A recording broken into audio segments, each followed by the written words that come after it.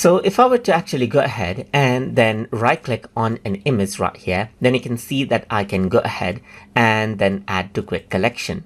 So quick collection is an option right there because quick collection is the target collection that I have right here, and by default it is the target collection. But let's say I want the target collection to be something else so that I can quickly go ahead and add in photos to that. So let's say, for example, nature is supposed to be my target collection.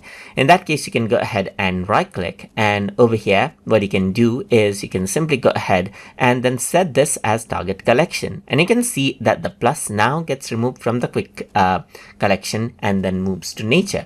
So now what you can simply do is right click, and you can see that it says add to target collection is an option, and if I were to click on it, it's added in this particular collection. Now you can go anytime into quick collection and set it out as target collection once more as well. And that is how you can set the target collection inside of Adobe Lightroom Classic to manage photos well. So I hope you guys learned something as always. And as always, please like, comment, share, and subscribe.